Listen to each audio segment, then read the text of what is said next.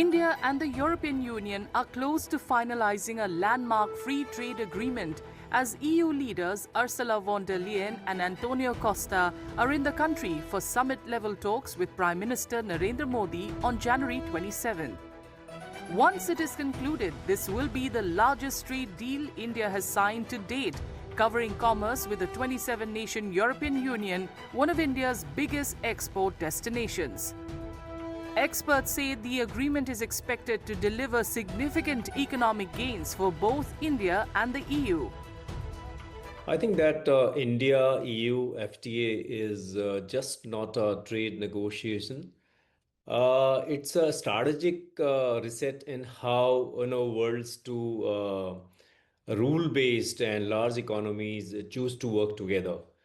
For India, it's a entry into a global value chain in very advanced economy, and for EU, it's entry into a market which has a scale, which has stability. India-EU FTA, especially for India, is extremely critical and very, very important as India is going to enter into around $22 trillion economy with the 27 nations. At the same time, EU is also having a large market with 1.4 billion people.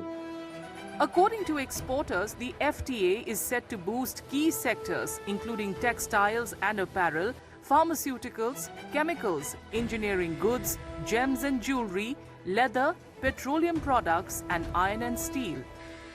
With EU tariffs expected to be phased out, industry estimates suggest India's exports to Europe could double over the next 3 years, enhancing competitiveness and market access.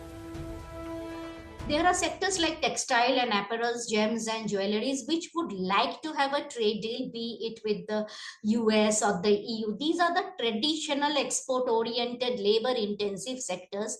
And these sectors are suffering a lot because of the problems in the US. So, the sectors that will be really gaining are the labor-intensive, export-oriented sectors like textile and apparels, gems and jewelries, leather and leather products. Of course, we would like to have more market access in pharmaceuticals, in electronics. That depends upon the depth of the deal. In many cases, we can become a manufacturing hub for the European Union companies which are trying to de-risk from China. And that is a big thing that we need to also think through. Both EU Commission President Ursula von der Leyen and India's Commerce and Industry Minister Piyush Goyal have described the India-EU FTA as the mother of all deals, calling it a win-win for both sides.